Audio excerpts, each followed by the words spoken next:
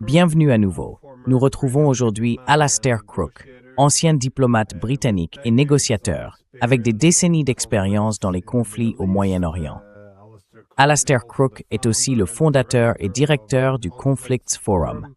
N'hésitez pas à lire ses analyses très éclairantes sur Substack. Le lien est dans la description. Merci beaucoup d'être venu dans l'émission. Merci de m'avoir invité. Vous avez récemment écrit un article, publié aussi sur votre Substack, sur la géopolitique mondiale bouleversée par la guerre en Iran. J'aimerais que vous nous expliquiez un peu tout ça. Pourquoi est-ce que l'Iran ne représente pas seulement, disons, une défaite stratégique pour les États-Unis dans cette crise régionale, mais aussi un événement qui, une fois de plus, influence l'ensemble de la géopolitique mondiale?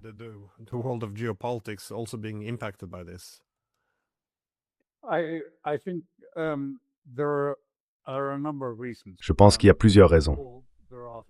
D'abord, il y a 3 pays directement touchés par cette situation. Le premier, c'est Israël. Il y a une crise en Israël. Je lisais encore ce matin des articles venant d'Israël disant que Netanyahou est désespéré à l'idée d'un accord, complètement opposé à cette idée, et très inquiet pour son avenir. Parce que, comme vous le savez, il y a des affaires en cours contre lui qui pourraient le conduire en prison. Des affaires de corruption, anciennes, mais toujours ouvertes. Et selon les autorités judiciaires, si ces procédures vont jusqu'au bout, il pourrait bien être condamné.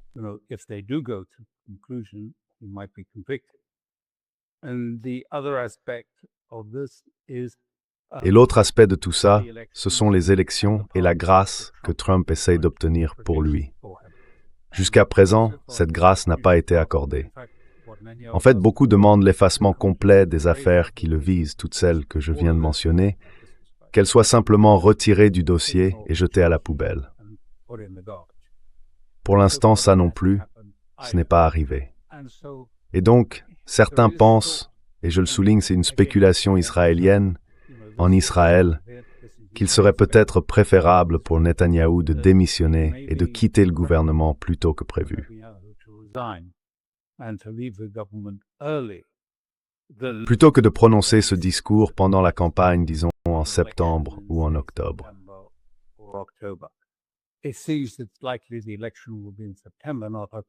Il semble que les élections auront probablement lieu en septembre et non en octobre, parce qu'octobre évoque de très mauvais souvenirs pour beaucoup d'Israéliens à cause du 7 octobre. Il veut donc s'en éloigner. Mais tout donne l'impression qu'il est désespéré, parce que la grâce n'arrive pas. Aucun accord ne se profile non plus.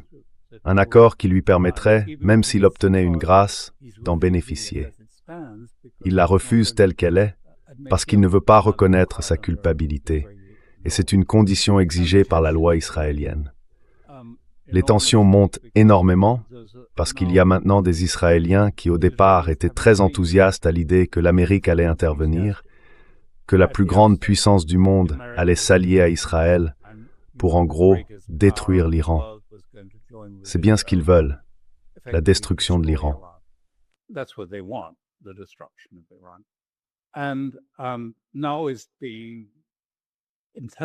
Et maintenant en Israël, on commence à comprendre que ce ne sera pas le résultat attendu. En réalité, l'Iran a gagné la guerre.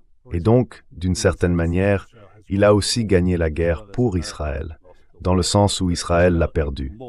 Tout comme l'Amérique l'a perdu, mais Israël encore plus. Israël a perdu la guerre.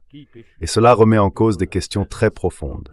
Certains disent que c'est l'effondrement de tout le projet du Grand Israël. Parce qu'Israël se retrouve maintenant coincé avec, combien déjà? 5, 6 guerres impossibles à gagner. Et partout, ça ne se passe pas très bien. À Gaza, en Cisjordanie ou au Liban, c'est même plutôt mal parti. En fait, aucune de ces guerres ne se déroule vraiment bien. Et comme l'a dit le chef d'état-major, pour gérer tout ça, il nous faudrait 6 armées israéliennes de plus. 6 fois l'armée que nous avons aujourd'hui.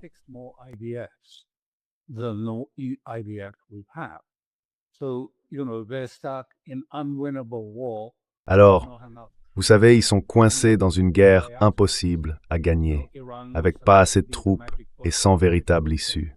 L'Iran, à l'origine, devait être un peu la solution miracle, celle qui sortirait Israël de cette crise qui ne cesse de s'aggraver pour l'amener vers une autre phase. Donc certaines personnes, et je ne dis pas que c'est la majorité, ni même un grand nombre, mais on commence à voir des figures très sérieuses, de haut niveau en Israël, dire quelque chose comme « à la fin de tout ça, il faudra revenir à ce que Ben Gourion disait à l'origine, qu'Israël est un petit pays avec un territoire limité, peu de ressources, une population réduite, qu'il faut rester dans nos frontières. » Et il rappelait aussi la formule de Clausewitz, la guerre est la continuation de la politique et non l'inverse. Donc pour Ben Gourion, Israël ne pouvait pas se permettre d'avoir une grande armée.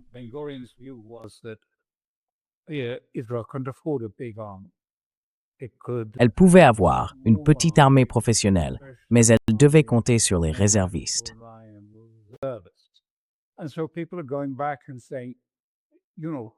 Alors les gens commencent à se dire, eh bien on s'est vraiment trompé là-dessus. Maintenant on est engagé partout dans ce grand projet de faire d'Israël l'hégémon du Moyen-Orient. Et tout est en train de mal tourner.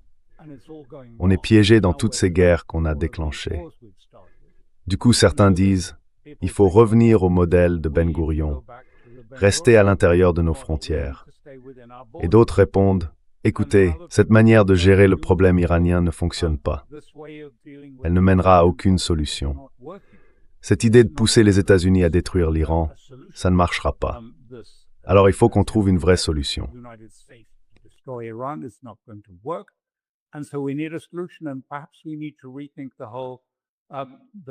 Et peut-être qu'il faut repenser tout le projet sioniste, le regarder sous un autre angle. Pour l'instant, ce ne sont que des courants, des idées qui émergent, mais qui ne sont pas encore pleinement formées. Je pense que c'est en partie à cause de l'incertitude énorme autour de ce que Trump va faire, de ce qui va se passer aux États-Unis et de l'impact sur l'économie mondiale. Donc on n'y est pas encore. Mais c'est quand même un moment charnière très important pour Israël. Les sondages montrent que Netanyahou pourrait perdre pour la première fois. J'ai toujours dit, vous savez, que c'est un peu l'homme Teflon. Il s'en sort toujours. Et ceux qui annoncent sa disparition se sont la plupart du temps trompés.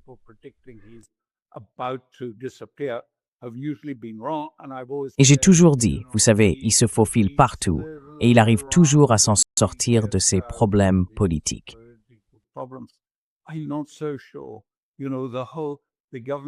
Je n'en suis pas si sûr. Vous savez, avec tous les problèmes autour de la conscription et des groupes orthodoxes en Israël, je ne suis pas certain qu'il va s'en sortir cette fois. Et je pense que l'opposition grandit, que les critiques contre cette guerre à Gaza deviennent vraiment très fortes et très larges. Donc vous voyez, le gouvernement pourrait bien imploser. Et imaginez un peu, si Netanyahou disparaissait de la scène, à qui penseriez-vous pour porter tout le programme du gouvernement, de Ben Gvir jusqu'à l'ensemble du Likoud? Qui pourrait vraiment porter tout ça sur ses épaules? Et peut-être que tout le projet, toute la structure politique que Netanyahou a construite depuis une vingtaine d'années pourrait s'effondrer, et que tout finirait, vous savez, par se fragmenter en factions et en divisions internes, je pense.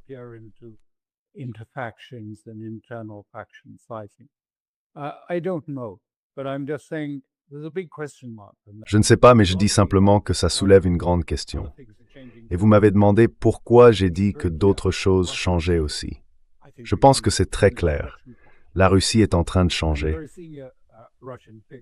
On a vu un vrai tournant en Russie et une personnalité russe de tout premier plan qui est dans les coulisses du pouvoir depuis plus de 20 ans, Sergueï Karaganov, a dit très clairement, dans un article qu'il a écrit, que la Russie devait tirer les leçons de l'Iran. Ce qu'il soulignait en particulier, c'est la manière dont l'Iran avait utilisé des missiles conventionnels pour frapper des cibles américaines et occidentales vulnérables. Et quand l'Iran a fait ça, l'Occident a reculé et s'est retiré. Et il a dit, nous devons apprendre des Iraniens. Nous devons appliquer les leçons de l'Iran chez nous, dans notre propre voisinage.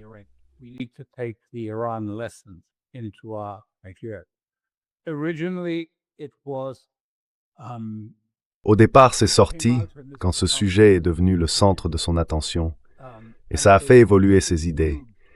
Il disait, vous savez, il faut qu'on revienne aussi à la dissuasion nucléaire, parce que selon lui, les gens ne croient plus en notre dissuasion. Dans les années 50, on l'avait, la dissuasion nucléaire, et ça fonctionnait. Mais ensuite, l'Union soviétique l'a perfectionnée, et l'Occident est devenu, disons, euphorique. Et aujourd'hui, si vous mentionnez que la Russie est une puissance nucléaire, les néoconservateurs ont toujours la même rengaine. Oh, Alistair, c'est n'importe quoi.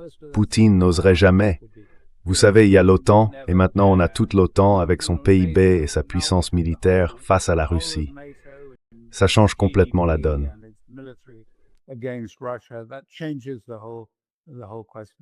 Non, pas du tout.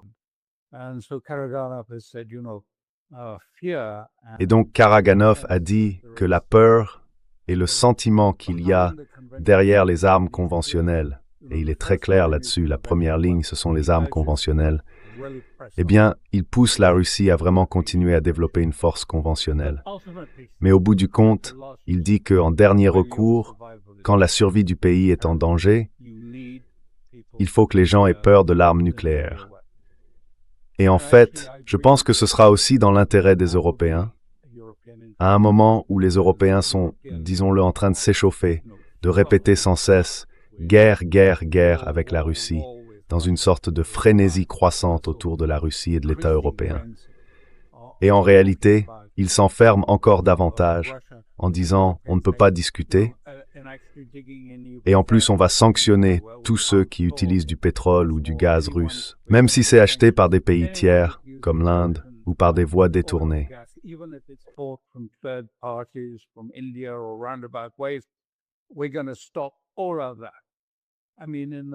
On va mettre un terme à tout ça. Je veux dire, cette espèce de course suicidaire, vous savez, où les Européens se suivent les uns les autres comme des moutons vers le précipice, pour finir dans un déclin économique, en découvrant que l'énergie venue d'Amérique coûte bien plus cher que celle qu'ils avaient avant. Et donc je pense que ce n'est pas seulement au niveau du grand public, mais aussi tout en haut, qu'il y a un changement d'état d'esprit. Vous l'avez sans doute remarqué, soyez-en conscients. Les accords d'Anchorage, c'est fini, Lavrov l'a clairement dit, et il a ajouté que les Européens portent une part de responsabilité. Et de toute évidence, ils comprennent que ça ne peut pas continuer comme ça, cette escalade de la part de l'Europe, avec toujours plus de soutien à l'Ukraine en missiles et en drones. Le Royaume-Uni et Accor ont d'ailleurs annoncé qu'ils allaient envoyer 120 000 drones supplémentaires et des missiles longue portée à l'Ukraine.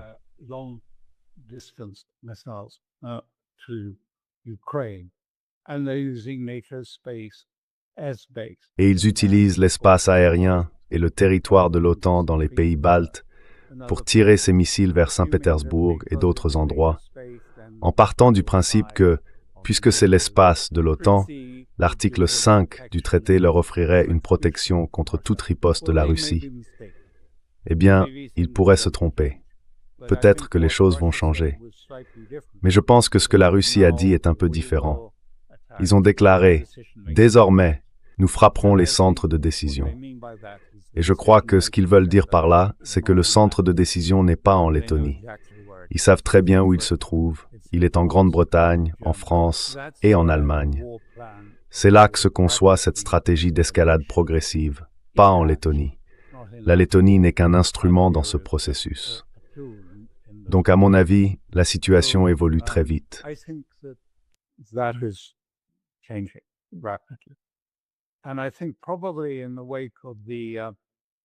Et je pense que probablement à la suite du sommet de Pékin où Poutine et Xi se sont rencontrés, ce qu'on voit, c'est que la Chine, elle, ne le fait pas ouvertement, pas avec des missiles, ni avec beaucoup de bruit, mais elle riposte vraiment face aux États-Unis sur le plan économique. Elle interdit, par exemple, que des Chinois ou des citoyennes et citoyens puissent acheter sur le marché boursier américain. Elle bloque aussi, si on veut, d'autres moyens, comme les monnaies numériques par lesquelles l'Amérique cherche à étendre le marché du dollar. et elle fait exactement l'inverse. D'autant plus que maintenant, l'Eurotea affirme que les obligations chinoises constituent en fait un bon collatéral, ce qui, dans ce cas, veut dire l'équivalent du liquide.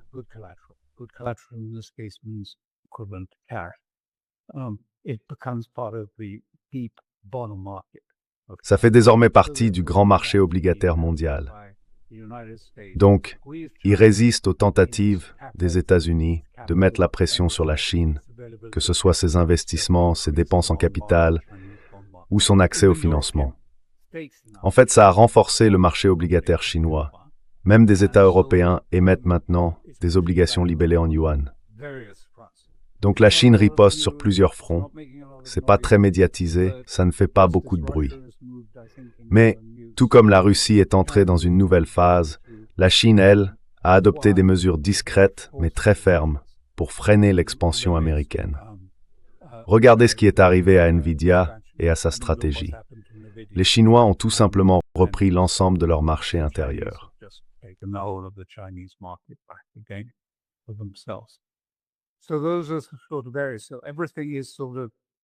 Voilà un peu les domaines dont on parle.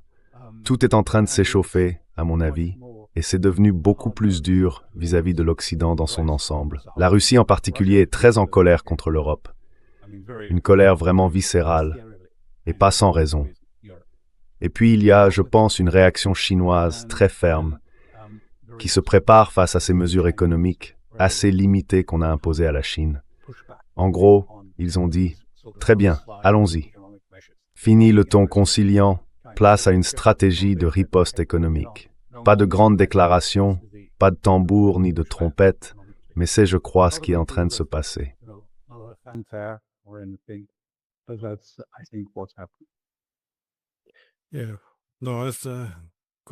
Oui, c'est un très bon point sur la façon dont la guerre en Iran a aussi changé la Russie aujourd'hui, et la Chine également.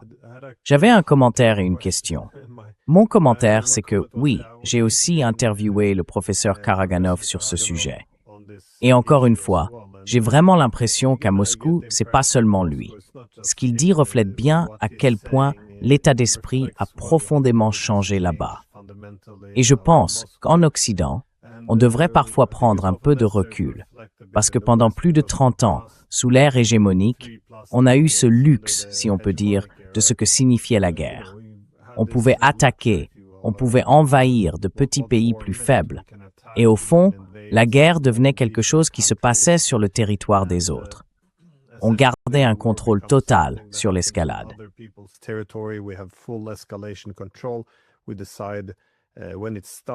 C'est nous qui décidons quand ça commence, comment on doit le mener, quand on le termine. Et nos adversaires savent très bien que parfois, on peut aussi utiliser ce qu'on appelle la tactique du nez ensanglanté. On vous bombarde un peu. Et si vous ne répliquez pas, ça reste limité. Mais si vous ripostez, alors là, on frappe beaucoup plus fort.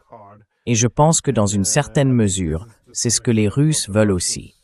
Faire preuve d'un certain contrôle. Ils ne voulaient pas que ça dégénère en conflit direct. Donc ils ont essayé, disons, de boucler l'affaire en Ukraine tout en fermant les yeux sur l'implication de plus en plus forte de l'Occident. Mais comme vous l'avez dit, dans vos discussions avec ces néoconservateurs, toute retenue du côté russe est perçue comme une faiblesse.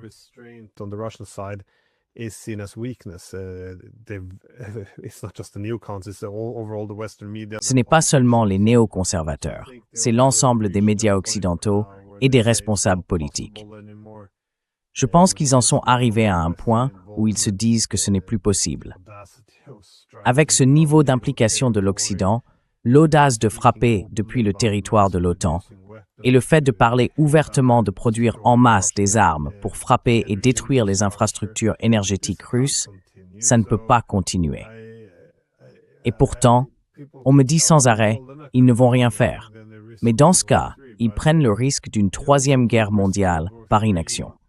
Parce que s'ils ne font rien, l'Occident va continuer cette escalade d'attaques contre la Russie.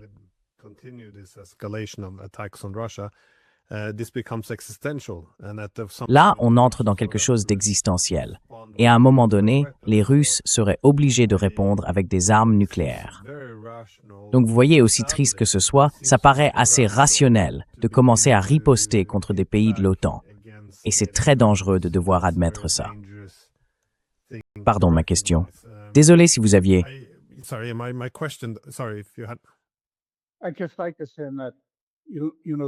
Je voudrais simplement dire que, vous savez, l'élément crucial, et j'en ai parlé directement avec le professeur Karaganov, c'est ce qu'il essaie de faire. Ce qu'ils essayent de faire, c'est de changer la psychologie en Europe, cette psychologie de complaisance. C'est une menace qui pourrait mener à une troisième guerre mondiale. C'est là-dessus qu'ils veulent agir. C'est pour ça que la peur, même si ça peut sembler un peu contradictoire, c'est pour ça que la peur est importante pour la dissuasion. Si on n'a pas peur, si on pense que tout ça n'est qu'un bluff, on peut commettre de graves erreurs. Et je pense qu'ils n'ont pas l'intention, vous savez, d'être comme la grenouille dans la métaphore, celle qu'on met dans de l'eau froide, qu'on chauffe petit à petit et qui finit par mourir si elle ne saute pas hors de la casserole.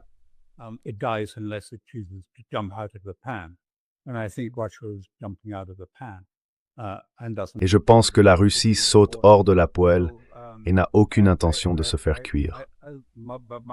Donc ce qui m'inquiète surtout, c'est le mot que vous avez utilisé, reconnaître. Et je ne crois pas qu'elle soit reconnue. En Europe, on ne la remarque même pas. Les gens sont complètement inconscients de ce qui se passe, de ce qui est en train d'arriver. Et quand ils le voient, quand ils ne sont pas aveugles, ils pensent que c'est une bonne nouvelle. Ah, c'est une bonne nouvelle. Vous savez, cette attaque contre la Russie, les Ukrainiens ont tiré et ils ont menacé de le faire le 9 mai, le jour du souvenir à Moscou. Les Ukrainiens, oui, et ils ont été retenus par la Maison-Blanche. Mais maintenant, le Forum économique de Saint-Pétersbourg approche, ce mois-ci, je crois un peu plus tard dans le mois. Vous y allez? Vous allez probablement y aller.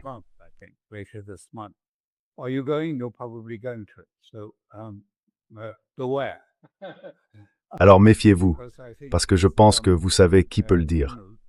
Je n'ai aucune information privilégiée, mais qui sait après cette première tentative. Et maintenant, ils attaquent régulièrement Saint-Pétersbourg. Avec tout ce matériel fabriqué en Grande-Bretagne, en France ou en Allemagne, peut-être qu'il est démonté puis remonté en Ukraine. Mais au fond, ça revient au même. Et ensuite, il est utilisé pour tuer des Russes, en Russie. Et l'Occident trouve ça normal. Et pourquoi n'y aurait-il pas de représailles de la part de Moscou? Eh bien, parce que l'état d'esprit là-bas est en train de changer. Je pense qu'à la fois au niveau des dirigeants et aussi clairement au niveau de la population, les gens sont vraiment en colère après cette attaque contre le dortoir qui a tué 21 personnes.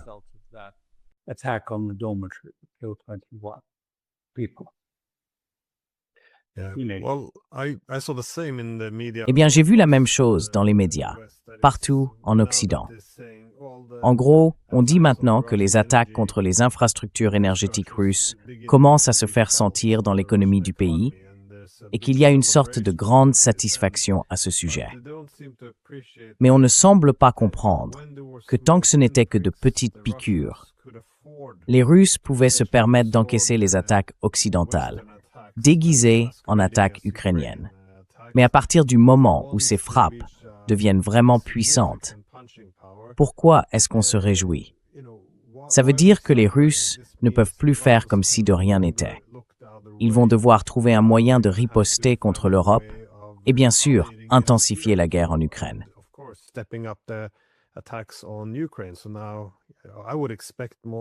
Donc maintenant, je m'attends à plus de frappes contre Kiev ou à plus de brutalité. Et puis l'Europe va clairement avoir une grande cible dans le dos. On a juste l'impression que personne ne réalise que les actions ont des conséquences. Mais encore une fois, comme tu l'as dit, ils célèbrent ça. C'est vraiment étrange de voir un tel manque de réflexion stratégique sur ce qu'on veut atteindre et surtout comment on compte y arriver. Parce qu'ils peuvent détester la Russie autant qu'ils veulent, détester l'Iran autant qu'ils veulent et vouloir les détruire. Mais s'il n'y a pas de plan, qu'est-ce qu'on fait exactement?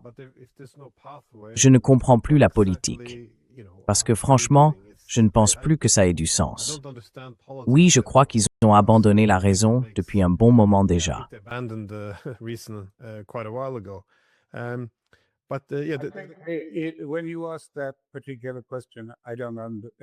Quand on pose cette question-là, je ne sais pas vraiment ce qu'ils essayent de faire. Franchement, je ne sais pas. Mais j'ai le sentiment qu'ils ont tout misé sur l'Ukraine. C'est devenu en quelque sorte la raison d'être de Bruxelles, et même de façon extrême aujourd'hui. Tout tourne autour de l'Ukraine pour eux. C'est l'Ukraine avant tout. Mais on ne peut pas aller jusqu'au bout de cette logique. L'Europe n'a pas l'argent, elle n'a pas les munitions pour faire la guerre à la Russie. Alors, de quoi s'agit-il, à part s'y préparer? Je pense qu'à Bruxelles, on garde encore l'espoir que Trump finira par disparaître de la scène et qu'une nouvelle administration arrivera, tôt ou tard. Et là, on reviendrait un peu à l'époque de la Seconde Guerre mondiale, que certains n'ont jamais oubliée, convaincre Roosevelt de rejoindre l'Europe dans une guerre contre la Russie. Et donc, au fond, je crois qu'il... Non, je ne pense pas que ça arrivera. Et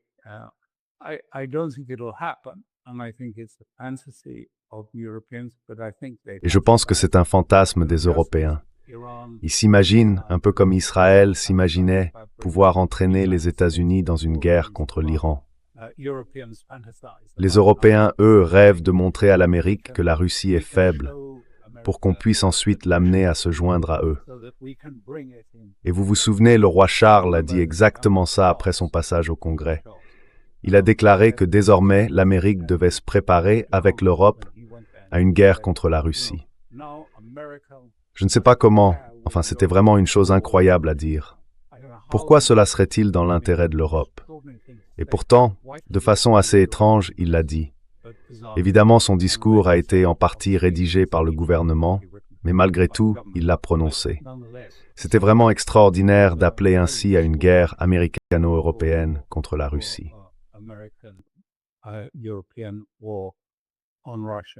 À quoi est-ce qu'il pense? Je pense que tu sais, il se passe énormément de choses.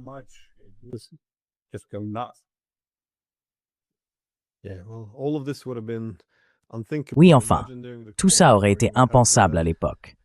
Imaginez, pendant la guerre froide, Charles debout en train de dire « Préparons-nous, il faut aller en guerre contre les Soviétiques ». Franchement, c'est de la folie. Et pourtant, c'est devenu normalisé.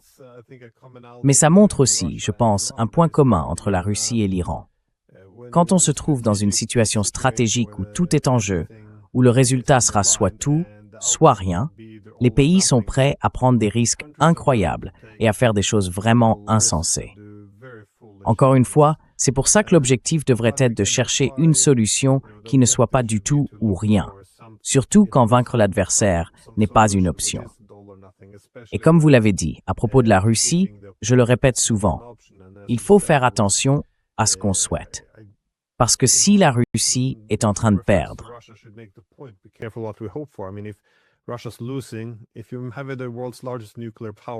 si vous avez la plus grande puissance nucléaire du monde engagée dans une guerre et qu'elle pense être en train de la perdre, qu'elle y voit une menace existentielle, alors vous ne voulez surtout pas gagner cette guerre. C'est comme ça qu'on finit par un échange nucléaire. Mais on peut dire la même chose d'Israël et de l'Iran. Parce qu'aujourd'hui, ils ne peuvent plus vaincre les Iraniens. Et ils comprennent que même en cas d'échec, même si la guerre ne se termine pas, tant que le détroit d'Ormuz reste sous contrôle iranien, cela change non seulement la région, mais aussi la géopolitique mondiale. Mais alors, y a-t-il une troisième stratégie? Parce que je n'aime pas voir Israël dans une situation du tout ou rien. Parce que, vous savez, avec un risque aussi élevé, il pourrait être tenté d'aller jusqu'au bout avec une stratégie nucléaire. Mais d'un autre côté, est-ce qu'il existe une troisième option? Celle de transformer les relations, peut-être.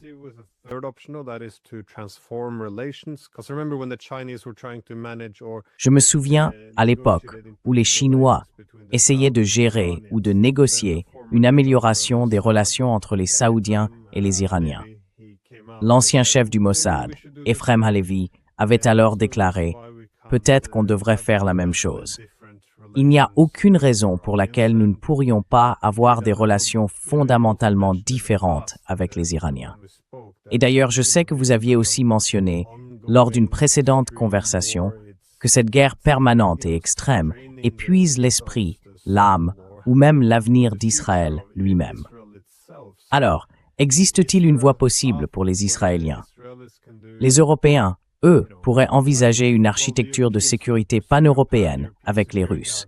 Ça paraît assez simple. Mais est-ce qu'il y aurait quelque chose de comparable que les Israéliens pourraient faire, comme le suggérait Halevi, pour transformer en profondeur leurs relations? Parce qu'au fond, on a l'impression que la question palestinienne, tout est lié au même problème ici.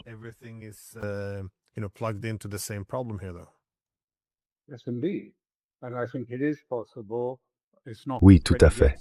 Et je pense que c'est possible. Ce n'est pas encore prêt, bien sûr. Ce n'est pas le moment.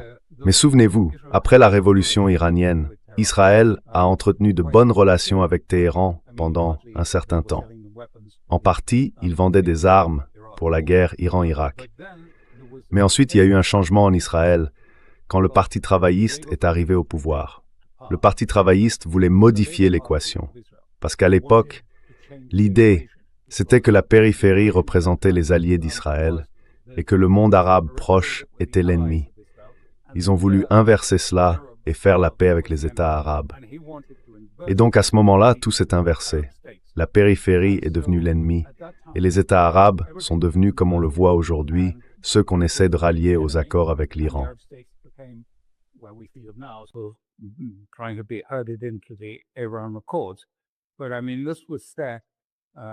Mais enfin, à cette époque, c'était bien là. Et bien sûr, soudainement, l'Iran, qui jusque-là n'était pas perçu comme une menace existentielle, pas dans le sens où Netanyahou l'a toujours présenté tout au long de sa vie, eh bien à ce moment-là, pour maintenir le flux d'argent et faire tourner la machine aux États-Unis, avec leur puissant lobby pro-israélien, il leur fallait un nouvel ennemi. Et à partir de cette date, vraiment, l'Iran a commencé à jouer ce rôle. L'Iran, c'est toujours, vous savez, à une semaine de la bombe nucléaire. Combien de fois avons-nous entendu ça? On l'entend depuis 20 ans, depuis cette période, de la bouche de Netanyahou. L'Iran est l'ennemi. L'Iran va avoir l'arme nucléaire et il va s'en servir contre Israël.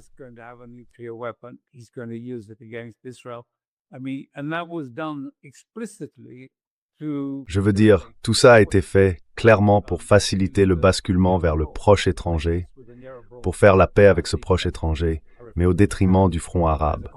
Et en conséquence, l'Iran a été diabolisé, encore et encore, et il l'est toujours depuis.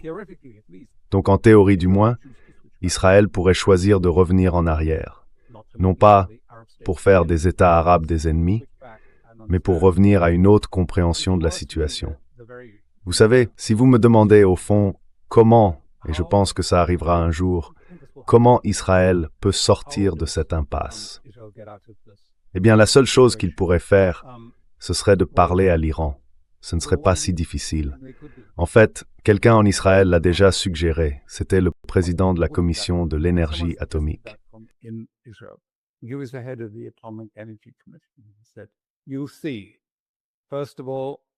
Il a dit, tu verras. D'abord, tu sais, l'Iran, Israël va l'arrêter. Les Américains viendront ensuite et les Européens s'y mettront tout à la fin. Mais bien sûr, tu sais, si on veut vraiment un règlement, il n'y a qu'une seule adresse, une seule, qui pourrait changer toute la situation dans la région. Je sais que c'est presque une hérésie de simplement le suggérer. Mais tu sais, quand un pays se retrouve face à des difficultés existentielles, comme Israël semble en connaître en ce moment. Et je me souviens à l'époque, on disait, eh bien, pour trouver une solution sur le front palestinien, il faut parler à l'Irak.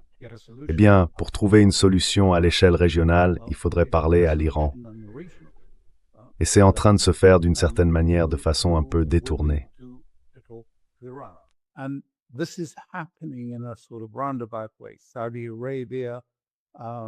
L'Arabie saoudite et d'autres États du Golfe, peut-être pas Abu Dhabi, mais d'autres, cherchent à mettre en place une nouvelle architecture de sécurité pour la région. Une sécurité dirigée par les pays du Golfe, pas par les Américains. pas en incluant les Américains, mais vraiment une nouvelle structure de sécurité. Ça fait un moment que c'est en préparation, ce n'est pas tout à fait nouveau, mais tout à coup, ça prend beaucoup d'élan, parce que les États du Golfe sont inquiets. Vous savez, de l'avenir et de ce qui pourrait arriver. Est-ce qu'il va y avoir une nouvelle attaque contre l'Iran? Quelles en seraient les conséquences? Donc les choses évoluent dans ce sens. Et l'Iran a déjà laissé entendre, à certains moments, que si une sécurité du Golfe, sans les Américains, une sécurité dirigée par le Golfe, devait voir le jour, Israël pourrait en faire partie.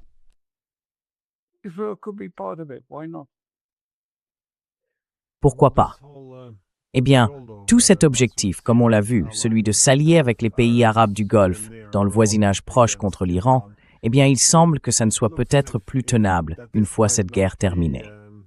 Donc, on dirait que le changement pourrait s'imposer aux Israéliens.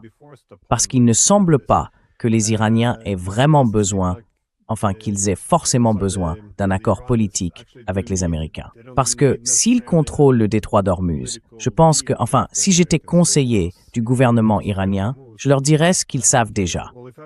Si vous contrôlez le détroit d'Ormuz, vous n'avez pas besoin de revenir à des sanctions paralysantes et à toutes ces menaces permanentes venant des bases autour de vous.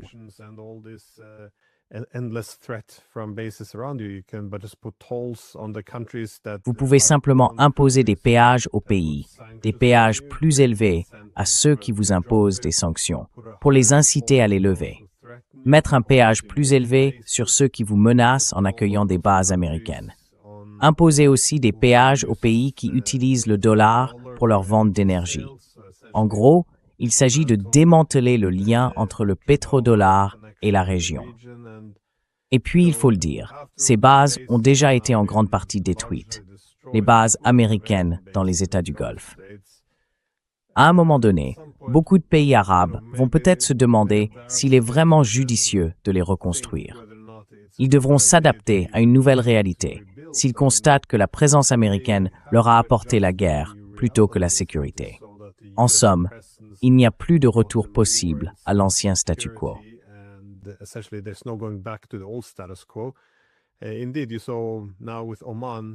En effet, on l'a vu avec Oman, il y a maintenant des discussions avec les Iraniens pour participer à ce dispositif. Je pense que c'est une bonne idée, si les Iraniens veulent vraiment faciliter la coopération dans le Golfe, construire une architecture de sécurité collective pour gérer ces questions ensemble, plutôt que de vivre sous la domination iranienne. Mais Trump a réagi en disant que si Oman faisait ça, il les ferait exploser. À un moment donné, on ne peut pas maintenir tout cet équilibre uniquement avec des menaces.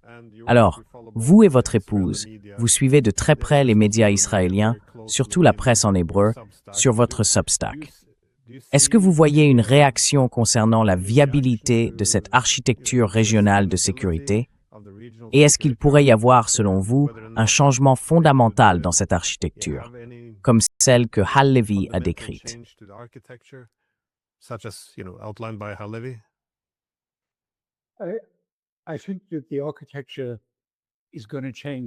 Je pense que l'architecture va changer de toute façon, l'architecture financière et économique. Parce que si les Iraniens continuent et qu'ils insistent pour contrôler le détroit d'Ormuz et recevoir des paiements selon le modèle du Bosphore, vous savez, quand des navires traversent le Bosphore, ils doivent payer des taxes environnementales à la Turquie, ainsi que d'autres frais calculés en fonction des données financières des armateurs. Donc s'ils font ça, je pense que ce sera la fin de ce type d'architecture économique fondée sur le pétrodollar. Le Golfe a toujours reposé, depuis 1973, sur une architecture financière occidentale et plus récemment sur une architecture fondée sur l'intelligence artificielle, avec d'immenses centres de données construits dans des endroits comme les Émirats arabes unis. Et les Iraniens ont dit, eh bien, vous ne pouvez pas continuer avec ce genre de centre de données.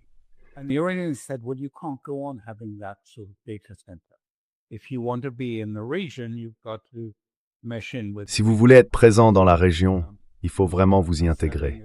Vous ne pouvez pas simplement, vous savez, servir de base pour des centres de données qui étaient probablement destinés à des usages de renseignement de toute façon contre l'Iran et d'autres.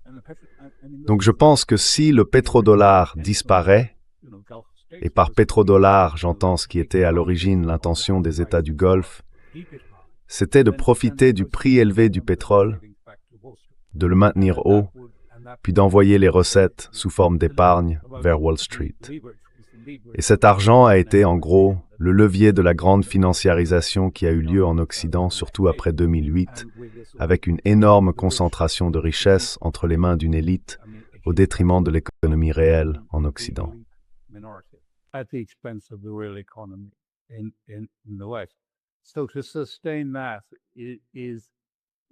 Donc pour maintenir ça, et je pense que l'Iran est, je vise tout cet ensemble, vous savez, cette économie financiarisée à la Wall Street dans le Maghreb, c'est pas tout en haut de l'agenda, mais c'est bien là. Et si le détroit d'Ormuz est concerné, il faudra forcément un changement économique, parce que s'ils veulent exporter leur pétrole et leur gaz, ils doivent entretenir des relations avec l'Iran. Et alors, l'Iran remettra aussi en question leur position économique. Certains États réagiront mal à ça, mais beaucoup d'autres non. Et on le voit déjà, le nombre d'États qui essayent d'ouvrir des relations avec l'Iran. Je crois qu'il y en a une trentaine. Je sais pas, j'ai vu quelque chose comme 30 à peu près. Je veux dire des relations encore discrètes, sous la table avec l'Iran. Mais, vous savez, tout ça va devenir plus ouvert, plus établi. Et je pense que ça va changer, et que ça pourrait bien transformer complètement le visage de cette région.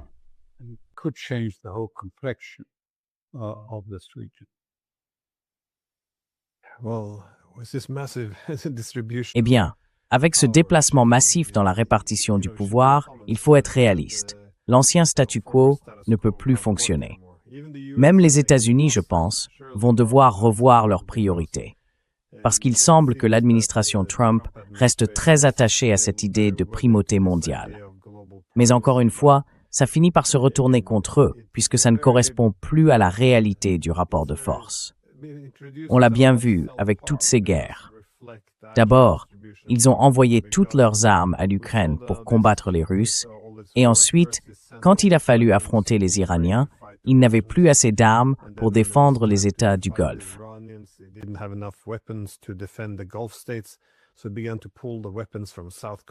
Alors ils ont commencé à retirer les armes de Corée du Sud, à les détourner pour les envoyer en Ukraine, puis vers le Golfe afin de combattre les Iraniens. Et au final, ils n'ont pas vaincu les Russes. Ils n'ont pas vaincu les Iraniens. Et ils n'ont pas vaincu, ils ne pourront pas vaincre les Chinois à l'avenir. Pendant ce temps, leurs alliés, qu'il s'agisse des Européens, des pays du Golfe ou des Asiatiques de l'Est, s'inquiètent tous désormais de savoir si les Américains seront capables de les défendre le moment venu. Vous savez, on ne peut pas être partout à la fois. Ils vont devoir apprendre à établir des priorités et, encore une fois, peut-être à retrouver un peu de réflexion stratégique. Cela dit, je garde un peu d'espoir que les États-Unis puissent s'adapter.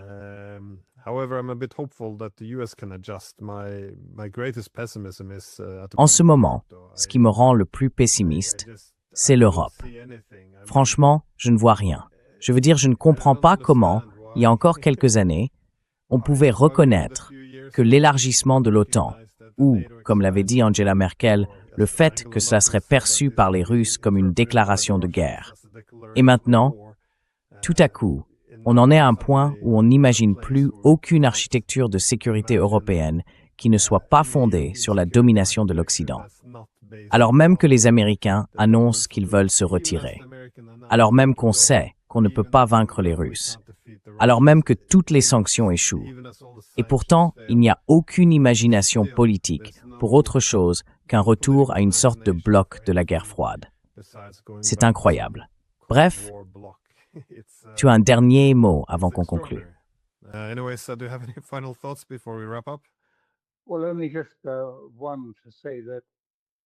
Eh bien, juste une chose à dire, il faut aussi regarder à quel point l'intelligence artificielle est étroitement liée, et je vais l'appeler la bulle, parce que c'est vraiment ce que je pense, aux pays du Golfe, aux États-Unis.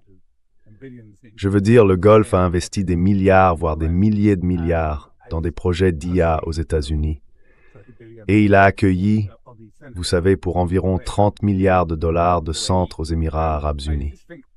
Et je pense simplement que forcément l'architecture de tout ça change, parce que les États-Unis se sont retirés du soutien aux États du Golfe, ils ne les appuient plus militairement pendant cette guerre. Donc au moins, les États du Golfe ont compris qu'il y avait une sorte d'interdiction ou de retrait de la part des États-Unis. Et ça remet en question tout le lien entre les frères de la tech et les frères du Golfe autour de l'IA et de tout cet écosystème. Parce que sans la protection américaine, qui va continuer à investir des milliers de milliards dans ces projets, que ce soit aux Émirats ou au Qatar, sans une relation stable entre ces pays-là et l'Iran.